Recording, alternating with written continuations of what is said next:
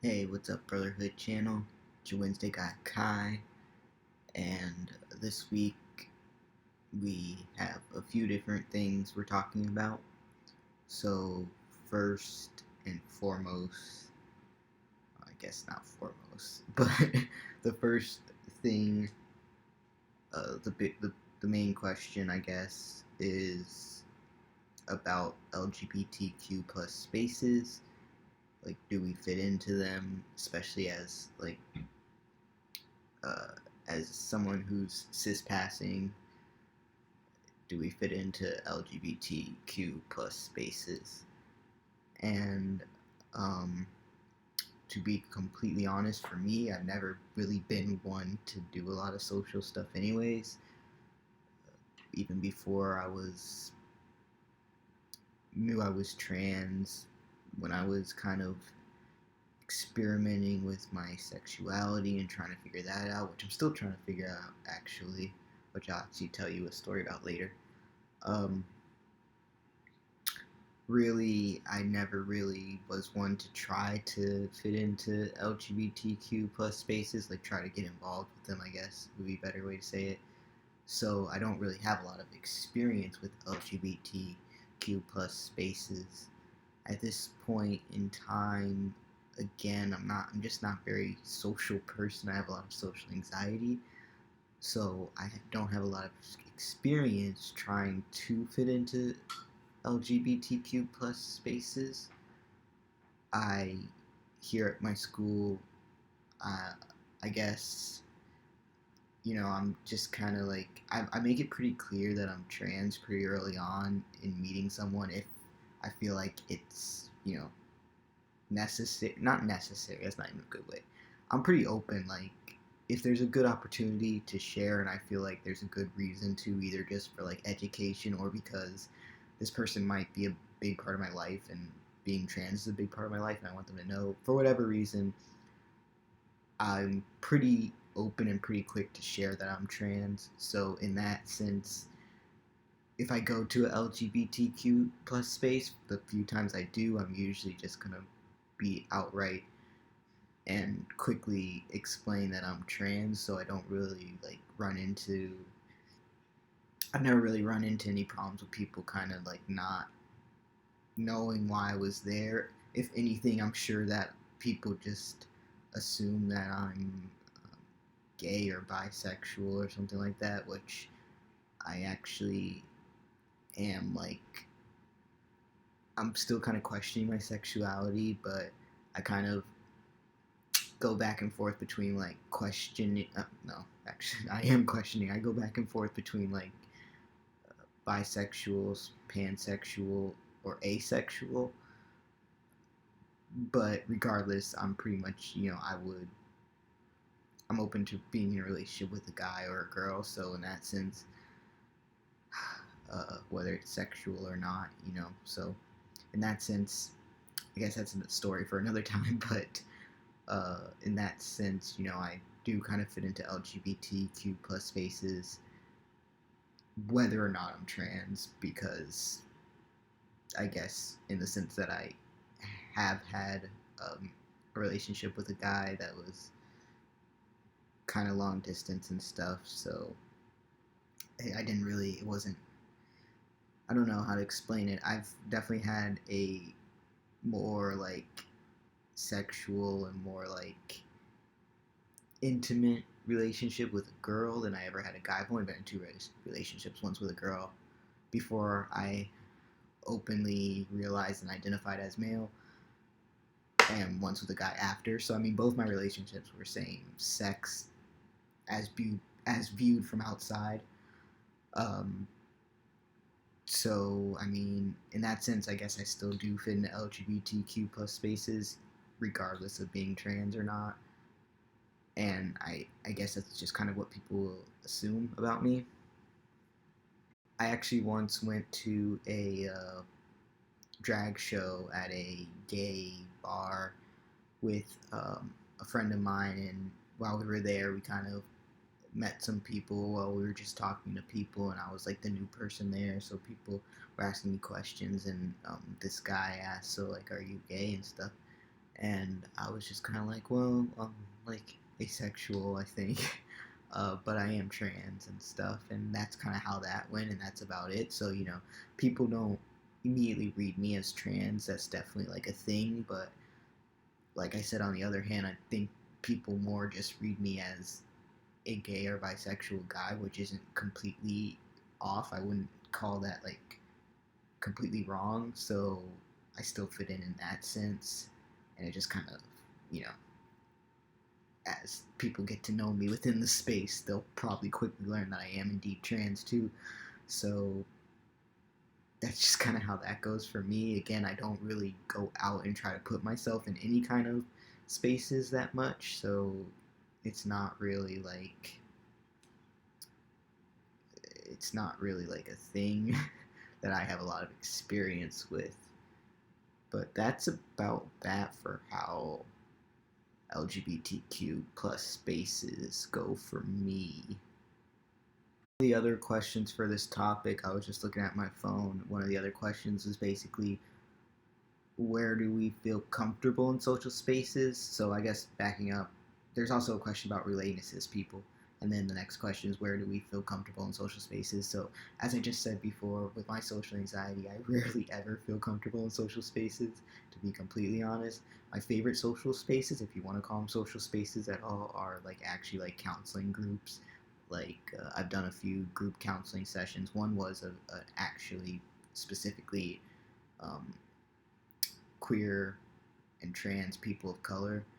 So, like, that was cool. And, like, basically what I just said, I was pretty quick to share that I'm trans. But again, like, within that space, I'm sure people would just assume that I'm either trans or bisexual or gay because that's what the group was for. So I had to be something, or at least questioning, to be in that group. Um, we do have like a Pride Alliance here. I don't really go there much or anything, but again, I think it's just kind of the same. They probably just like assume I'm like at least bisexual or questioning or something like that to be there. Uh, so, but yeah, like very rarely do I actually feel comfortable in any kind of social situations, whether it's around LGBTQ people or um, cis people. But uh, yeah, like counseling groups are my favorite. I do art therapy. It's a counseling group, and it's not necessarily just LGBT people. So, uh, you know, it's more of like the idea of just like a safe space, a safe setting. Those are the places I feel most comfortable in, where you're not really expected to maybe talk as much, or like people are a lot more accommodating for things like social anxiety and stuff like that. Those are my favorite kinds of spaces, to be completely honest. The video is getting so long. I feel like I always just ramble on and on. And yeah, so sorry about that. I'm gonna try to get through this real quick. So, as far as like relating to cis people,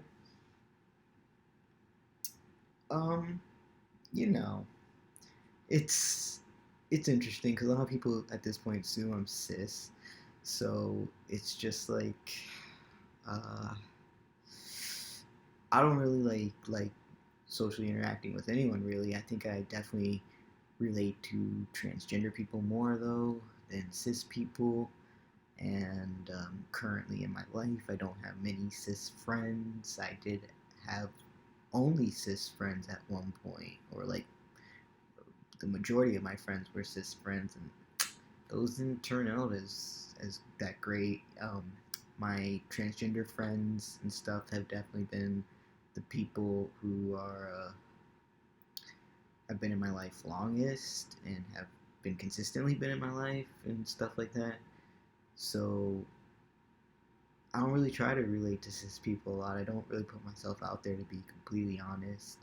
And I've definitely had some experiences where it's been interesting because a cis person will assume I'm cis too, so they'll like say something and I won't be able to relate exactly, but I also don't want to share that I'm trans just because I don't know them that well, or I don't really think it's necessary or anything.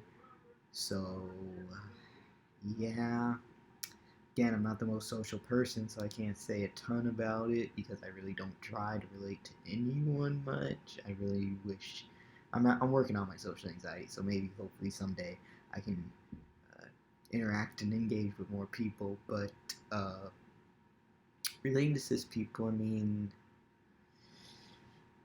yeah, I mean it's not like I avoid them or anything. It's just like it's definitely harder than relating to trans people, and sometimes I don't. It's just if I don't want to like share that I'm trans and stuff, it can be scary because like it's this big part of me, but I'm also like trying to like relate, and but also I don't want to share why I don't necessarily relate. So it's just a whole thing, and at this point in my life, I'm just kind of like not ready for a lot of that kind of interaction and stuff. So I don't do it much, unfortunately. But I mean, I've had cis like counselors and stuff. Again, I sorry, I always go back to like the counseling therapy setting, but they've been really good in understanding, and I've been fine with being able to like talk to them and relate to them. I guess it just depends. Um, Cis guys are definitely the hardest for me to relate to and like and and engage with, but that could also be because of past events. I used to have a cis guy friend and it didn't end well, and that could be affecting how I deal with that all now. So, it's a whole thing, and it's just like at the end of the day, I really do identify as like a trans guy. I identify as a guy, but I definitely strong in my trans identity too, and understanding that that has impacted my life and like how I was raised and how I grew up and my life experiences and all that, and it's very different than cis people, and so on that level, relating to cis people isn't super easy all the time, but I don't necessarily go seeking out LGBTQ plus people, straight people, cis people, or anything like that. I just kind of keep to myself. So the final question here is, where are we on the spectrum of gender? Which I wasn't 100% sure what that question was asking, unless it's just so if I'm like answering it completely different than everyone else. Sorry about that. I just assume it means like kind of are we more masculine or more feminine or like something like that, I guess, or like I guess kind of what I just said. I'm pretty strong in my trans identity as well as identifying as a guy. I think at this point I'm not too concerned about where I am on the gender spectrum. I just kind of am me, and I've kind of found to be really content in that. I mean, I'm definitely like masculine in some ways, but in other ways, people might say I'm more like feminine in things in the way I am. It's weird stuff. I think it's weird the way like society even like categorizes that stuff. So um, yeah, it's kind of interesting. I think from an outside perspective, some people would say some of the things I do, or some of the things some of the, I don't know, some things are more of like what you'd associate with a female. Uh, so I think I'm kind of like in the middle. So like, if this were like the line, the gender spectrum, and here's like female, here's like male, and then like here's the middle. Oh, I did that wrong. This is male. Okay, here's the middle, like in between male and female. Then you go to the middle, between the middle and male, probably somewhere there if you really want to get like technical about it. So like in the middle, between completely neutral and male, like in the middle of that. So I don't know. Again, I don't even know if that's what that question was asking, but that's kind of how I explain it. I identify as a guy, but I very strongly also identify as like a trans guy who has trans experiences and stuff like that. So I don't know if that makes any sense, but I hope so. Anyways, this video is long enough. That's enough of me rambling. So I'm gonna go do some more homework now, like I've been doing all day. I actually took a nap today, so that's what I get. Now I have to stay up. do homework for a while. But I don't have anything to do until 1 tomorrow, so it's all good. All right, guys. As always, stay strong, stay safe, and stay you. I love you all. I'll talk to you soon. Peace.